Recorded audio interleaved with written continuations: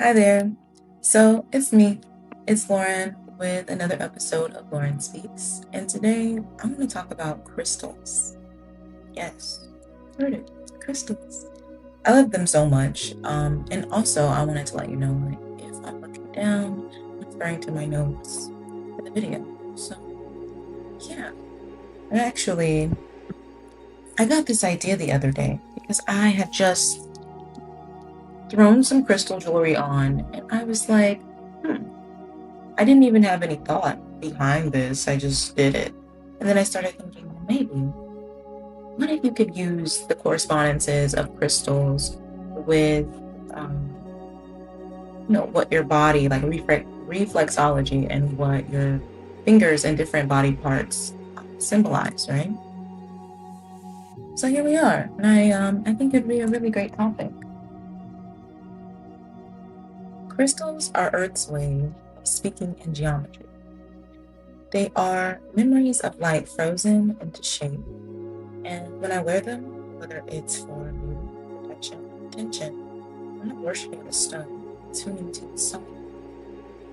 I know there's this whole discussion, and I've even had this within myself, but you don't have to choose between beauty or intentionality or aesthetic. You can actually embrace both. And truthfully, considering some of the correspondences, it's already imbued within the messaging of some stuff. Beauty is also a form of awareness, and beauty is also a form of worship. Well, yeah, for me, the first time I realized that crystals were, matter of fact, let me go back a little bit. First time I ever saw a crystal, right? I was at this one party growing up. It was one of those coworker like get-togethers that you see your parent going to. And it's one of those shindigs that have like a whole bunch of things going on. Everybody's kind of doing something at a different table. And I was sitting at the snack bar and I saw a bunch of people gathering around admiring crystals. And I was like, I was honestly sitting back. I was like, where do I go? Which table do I engage with? Because everybody was doing different things. It was kind of like a smorgasbord of, hey, what do you want to go vibe with? Where do you want to go sit? And once I saw these people gathering around the table with crystals, I was like, something instantly went off in me. I was like, holy shit, what is that? Like they look so enamored by them, and I can't blame them. I mean, Earth is so cool. Like its capacity to even produce something like that is magnanimously amazing. So yeah, and it intrigued me ever since then.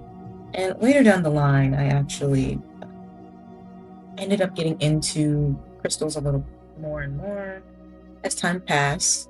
And the first time that I ever got a crystal was one of those crystal kits that they sell. They have like the more common ones. I'm not sure, are they the semi-precious ones that are like, your rose quartz, your amethyst, your citrine, your lapis lazuli, et cetera, that comes in at least a correspondence for each chakra. And yeah, they're the more common ones. I got one of those and I didn't know which one to start with. I wanted to acquaint myself with the energy and the essence of the stones. And so I was like, I'd done a tidbit of research prior. I was thinking to myself, just grab rose quartz because, um, for one, what I read about it, and two, it spoke to me and it felt really good to be around the essence of that stone. It was very, very loving and very warm. It's very soothing, like a mother's touch, a mother's love. And so I was like, yeah, we're gonna vibe with rose quartz. So I would just carry it around, I'd put it in my pocket, and I really loved the essence of it. And I felt like it truly enhanced my aura and it made the world a little bit more receptive in some ways that, or even if they were rather minuscule, that shift was quite evident. And I really liked the impact. I loved being around it. It made me a lot softer. It brought this gentleness with it. So I really think that was hella cool. But yeah, that day felt really soft and everything felt more receptive. I really liked it. It was cool. And another story, actually, rather recently, I was wearing my green eagle eye necklace, as well as some other green eagle eye inspired jewelry bracelets. I paired it with my amethyst and my rose quartz. And I also had amethyst and rose quartz rings on that I just spontaneously placed upon my finger. So I placed the rose quartz on on this finger, on my middle finger on my left hand, and I placed my, I'm pretty sure I placed the amethyst on my pointer finger on my right, unless we reverse them. But I didn't think about it before I put them on. I just did so. It made me wonder, there's all these different ways in which we can interface with crystals and their wisdom or their energetic upgrades. Well, what if, it's just kind of really beneficial, like if we incorporate them in our everyday life, and what better way than to carry them around or be able to wear them. And not to mention, there's a deep connection between which finger placements things are put on and the energetic output of the stone. And so this day, it was a really beautiful day. It was great. And I'll say I'd been working with my eagle eye pendant for a minute, and I hung out with my friend. It was a rather spontaneous day. And so we eventually reached out to a family member. We all hung out and we had a great time. And by the time that our time together came to a close, we were discussing different things about finances, and I even was told about a job opportunity opening. So I thought that was really cool. And I was like, oh yeah, that definitely worked. So that was really, really dope. And not to mention, a couple of days before that, I had also grabbed, I also grabbed some incense from like a local beauty store. And I grabbed 2 of them because I was like, these 2 just go together. But it was a money incense and a queen of luck. And I just feel like all of those in tandem definitely alchemize that outcome. So that's really cool. Yeah. But you see, intentions don't have to force outcomes. It magnetizes alignment. And honestly, I had no intention to get a job. I wanted to protect my finances, right? But see how things work. It's really, really, really, it's honestly mind-blowing. These aren't just pretty minerals. They're not just pretty stones. They carry frequencies. Earthly, yes, but attuned to other realms. Each crystal hums with a specific vibration linked to a dimension we can't see, but we can feel. When we pair them with intention, they amplify the field we're already broadcasting. Every part of the body is an ecosystem, just like in reflexology, how it connects our feet to our different organs. Each finger corresponds to a planet, each channeling a different kind of force. Our thumb connects to Venus, creation, beauty, allure. Our index connects to Jupiter, expansion, wisdom, and abundance. Our middle finger connects to Saturn, discipline, structure, karmic restraint, or refinement, rather. Our ring fingers, which I'm actually wearing a beautiful lapis lazuli, is love, vitality, and creative fire, which I feel as if it's helping me speak better. That's another stone that I've really worked with that has really helped my throat chakra as well. And our pinky, last but not least, connects to Mercury, communication, flow, and manifestation.